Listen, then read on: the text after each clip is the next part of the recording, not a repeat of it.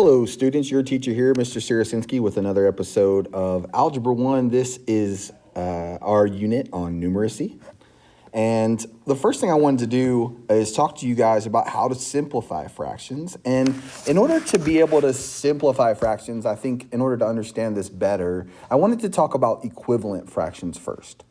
And so I have drawn two pies on the screen here, and I want you to use your imagination and imagine some delicious pie, your favorite, whatever that may be, whether it's apple, cherry, chocolate, pecan, you pick. But you can see in each of these pictures, I have a pie. The pie on the right, actually, I'm going to change this a little bit.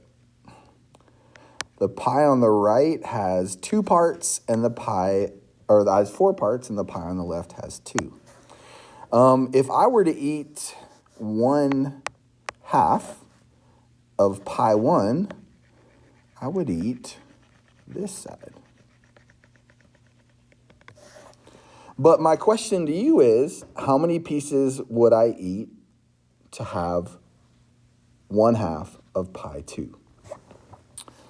So I pause your video, or if you can just think very quickly, you may notice that since pie 2 has 4 pieces, in order to eat 1/2 of pie 2, I have to eat 2 of the 4 pieces. And what I really like about this example is it does a beautiful job of illustrating how fractions can be different but have the same value. So 1/2 and 2/4 are equivalent fractions. Okay. So now we know what equivalent fraction is. Okay. So what if I have a fraction and I want you to reduce it? Okay. So you know that fractions can have the same value and be different now. But how do we take that different fraction and make it its simplest form? Reduce it to its most simple form. And so the way to do that is, let's go back to our example that we had. We had 2/4. How could I reduce that back to its simplest form, back to 1/2? Well, the first step is to find the GCF. Now, this is easier than it sounds most of the time.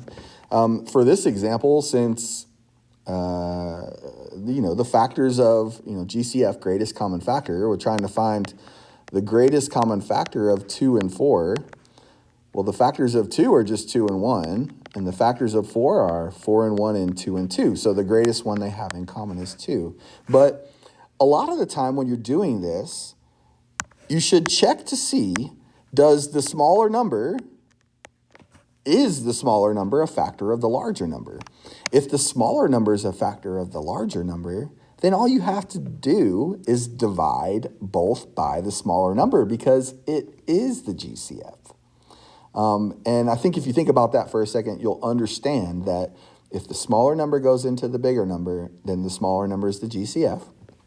And so then all we have to do is to divide both by the GCF.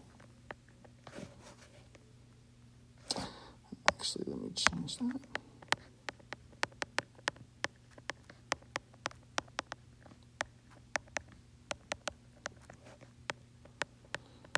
Okay, so now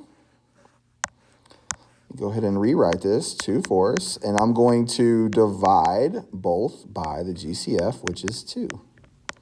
And 2 divided by 2 is 1, and 4 divided by 2 is 2. All right, so now let's another one that's a little bit harder. Let's try 10/15. Now, in order to reduce this fraction, I need to know what the GCF is. So I need to know what my factors of 10 and 15 are. And I think a lot of the times, if you know your multiplication facts, this is not hard to do.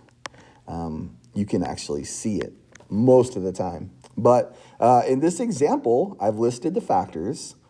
And the greatest common factor is 5. So now I know what to divide. When I divide the numerator by 5, I get 2. And when I divide the denominator, 15, by 5, I get 3. So 10/15 reduces to 2/3.